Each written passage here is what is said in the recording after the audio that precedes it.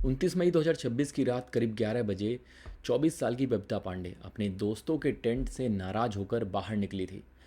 उस समय किसी ने नहीं सोचा था कि ये उसकी ज़िंदगी का आखिरी देखा गया पल साबित होगा, क्योंकि इसके बाद बबीता ऐसी गायब हुई कि कई दिनों तक चले बड़े सर्च ऑपरेशन, सैकड़ों जवानों की तलाश, ड्रोन, हेलीकॉप्टर और डॉग स्क्वाड के बावजूद उसका कोई निशान नहीं मिला। सबसे डरावनी बात ये थी कि वो अपने जूते, बैग और बाकी सामान टेंट के अंदर छोड़ गई थी। ऐसा लग रहा था जैसे वो सिर्फ कुछ मिनट के लिए बाहर निकली हो और वापस आने वाली हो, लेकिन वो कभी वापस नहीं आई।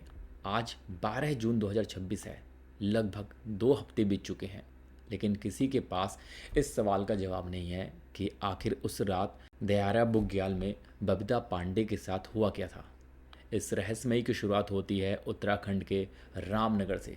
बबीता पांडे एक एमबीए स्टूडेंट, पढ़ाई कर रही थी, सपने देख रही थी और घूमने फिरने की शौकीन थी। पहाड़ों से उसे खास लगाव था। 25 मई को वो घर से निकली थी। उसने अपनी फैमिली वालों को बताया था कि वो अपने कुछ फ्रेंड के साथ ट्रैकिंग पर जा रही है। फैमिली को इस बात पर कोई शक नहीं हुआ, क्योंकि बबीता पहले भी कई बार ट्रैक पर जा चुकी थी। लेकिन बाद में पता चला कि इस बार वो अपनी फीमेल फ्रेंड के साथ नहीं, बल्कि दो मेल फ्रेंड के साथ। एक का नाम हरवनपाल सिंह, दूसरे का नाम हरवनप्रीत सिंह है। बबीता इन दोनों के साथ गई थी। पुलिस जांच में सामने आया कि तीनों पहले देहरादून पहुंचे, फिर हर्षिल और गंगोत्री की तरफ गए और 28 मई को उत्तरकाशी के रौथल गांव पहुंचे। यही वो जगह थी जहां से दयारा बुग्याल ट्रैक शुरू होता है। बाद में सीसीटीवी फुटेज भी सामने आई, जिसमें बबीता अपने दोनों दोस्तों के साथ दिखाई दी।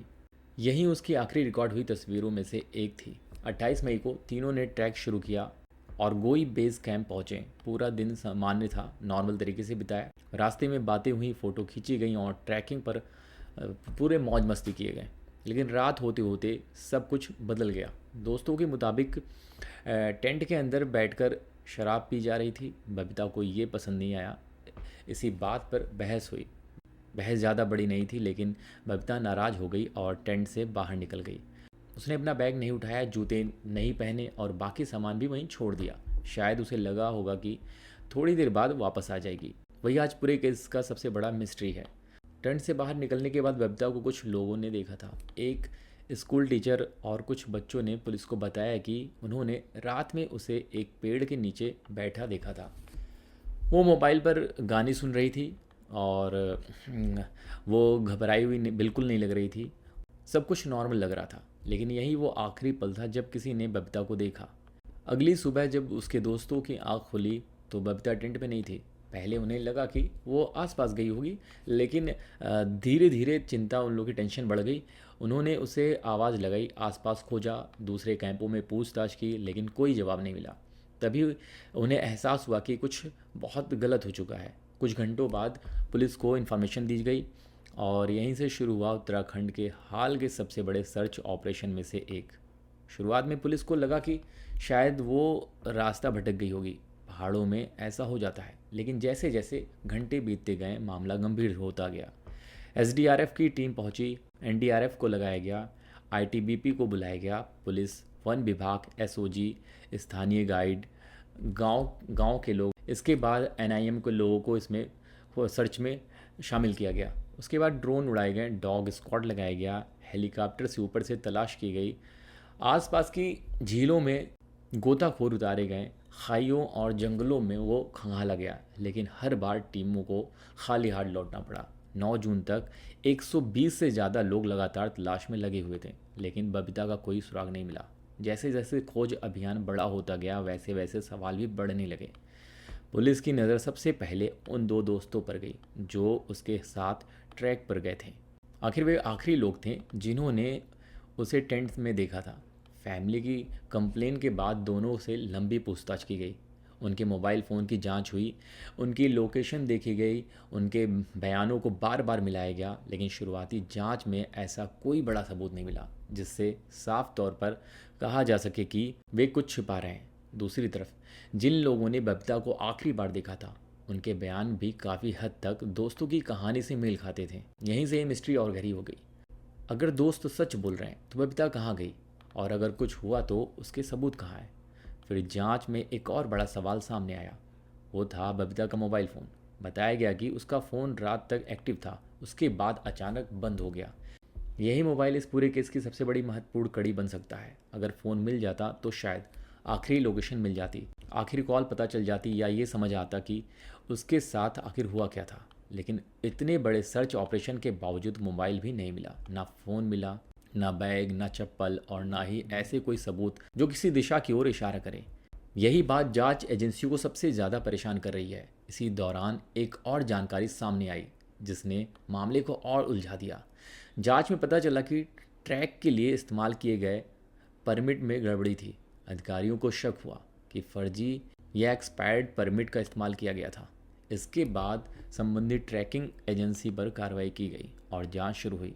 हालांकि अब तक ऐसा कोई सबूत नहीं मिला है जो सीधे बबीता की गुमशुदगी को इस फर्जी परमिट मामले से जोड़ता हो। लेकिन जब किसी केस में पहले से ही कोई सुराग नहीं हो और फिर ऐसे नए खुलासे सामने आए तो सवाल और बढ़ जाते हैं। आखिर क्या ये सिर्फ एक अलग मामला था या फिर कहीं ना कहीं इसका भी कोई संबंध था? उधर स्थानीय लोगों ने एक अलग संभावना बताई। उनका कहना था कि उस इलाके में भालू और दूसरे जंगली जानवरों की मौजूदगी काफ़ी ज़्यादा है। कुछ लोगों ने अंदाज़ा लगाया कि शायद बबीता किसी जंगली जानवर का शिकार हो गई हो। सुनने में ये बात बिल्कुल पॉसिबल लगती है क्योंकि वो रात में अकेली थी। लेकिन जांच टीमों को कोई ऐसा सबूत नहीं मिला जो इस थ्योरी को मजबूत कर सके।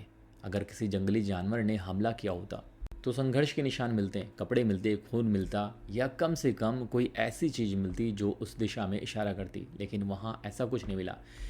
इसीलिए ये संभावना भी धीरे धीरे कमज़ोर पड़ने लगी। दिन गुजरते गए। बबीता की माँ लगातार अधिकारियों से बेटी को ढूंढने की अपील कर रही हैं। फैमिली को भरोसा है कि एक दिन कोई फ़ोन आएगा, कोई गवाह सामने आए, या कोई ऐसा सुराग मिले जो पूरी कहानी बदल दे। लेकिन हर नया दिन सिर्फ नए सवाल लेकर आता है। सोशल मीडिया पर भी ये मामला तेज़ी से फैल गया। हजारों लोग अपनी अपनी थ्योरी देने लगे। कोई इसे हादसा बता रहा है, कोई इसे किडनैपिंग की बात कर रहा है, कोई दोस्तों पर शक जता रहा है। लेकिन ये सच है कि इन सभी बातों के पीछे कोई ठोस सबूत नहीं है।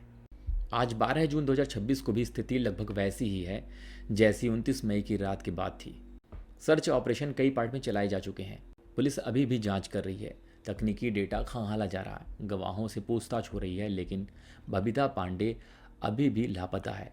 और शायद यही इस पूरे केस का सबसे डरावना हिस्सा है, क्योंकि आम तौर पर ऐसे मामलों में कुछ ना कुछ मिल ही जाता है। कोई कपड़ा, कोई मोबाइल, कोई गवाह या कोई निशान। लेकिन यहाँ कुछ भी नहीं मिला, सिर्फ सवाल मिले हैं। और उन सवालों में सबसे बड़ा सवाल आज भी वही है, 29 मई 2026 की उस रात जब बबीता पांडे अपने टेंट से बाहर निकली थी, उसके बाद आखिर उसके साथ हुआ क्या था? शायद आने वाले दिनों में कोई नया सुराग सामने आए। शायद जांच एजेंसियों को कोई ऐसी जानकारी मिल जाए जो इस मिस्ट्री की परतें खोल दे। लेकिन जब तक ऐसा नहीं होता तब तक दयारा बुग्याल की ये कहानी भारत के सबसे रहस्यमयी गुमशुदगी मामलों में से एक बनी रहेगी। अगर आपको ऐसी ही सच्ची स्टोरी, रियल स्टोरी सुननी है तो चैनल को सब्सक्राइब करें, बेल आइकन को जरूर प्रेस करें।